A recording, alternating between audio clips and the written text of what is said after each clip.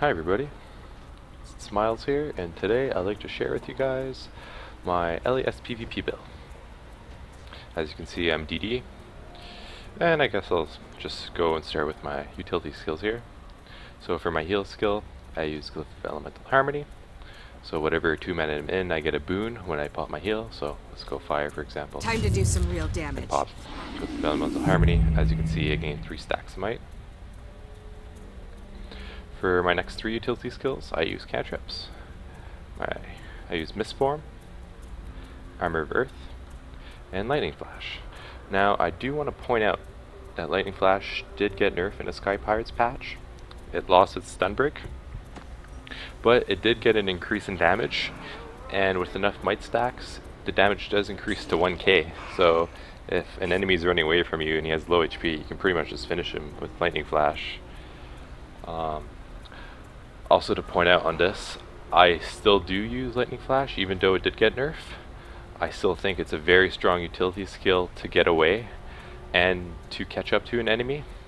And to be honest, no other utility skills really interest me to replace it with. So Lightning Flash is sticking with me for now.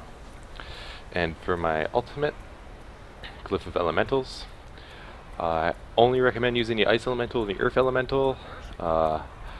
Fire and Air Elemental, don't even bother, you're just wasting them.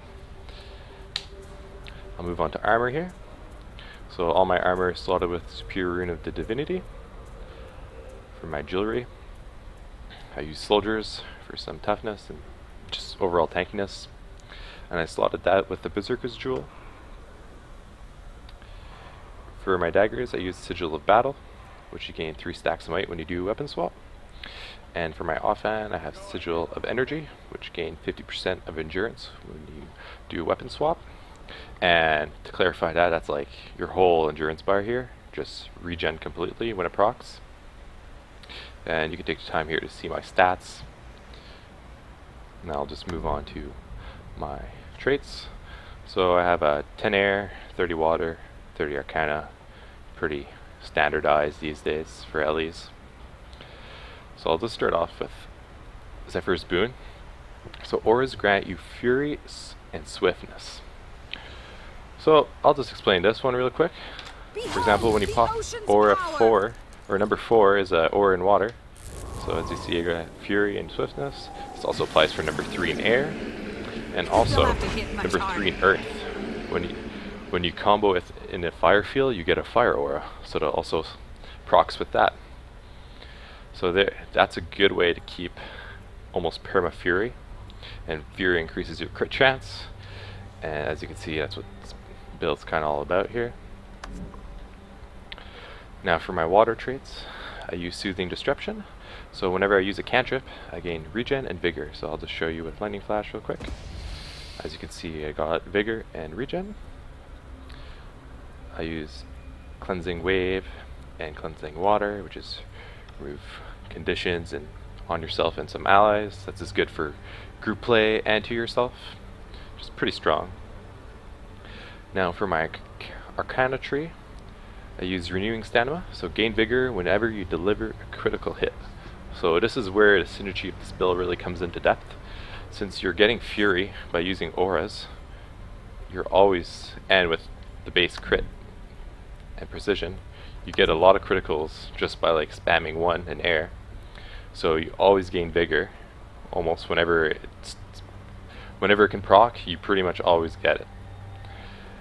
Combine that with Soothing Disruption with the vigor gain for using your cantrips, and combine that with Sigil of Energy, you almost have like perma vigor, and with Sigil of Energy procs you have a full endurance bar again. You can dodge all the time. Super useful for 1v1s and team fights. My next trait is Elemental Attunement, so you get a boon on whatever attunement you have. So here, I summon the power of the storm. I got Fury and some Swiftness for switching into air. So that just explains that one. And then of course it bases Arcana. So whenever you do a dodge roll, you get like a little attack. So in Earth it's Earth spikes, and air you get a little speed burst and whatnot. So that's basically my traits. So I guess I'll show you some action on these golems. You can see all the boons and stuff I have up. You'll definitely notice that Fury will come up a lot. Vigor is basically never going to disappear. And let's see, I have quite a bit of might, which will increase my overall damage. So let's start off, I I could suppose. outrun a century in the whirlwind. I summon the power of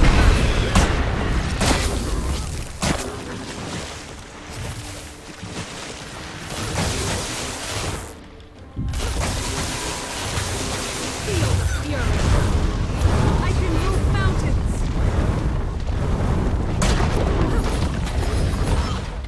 Feel the red icy break.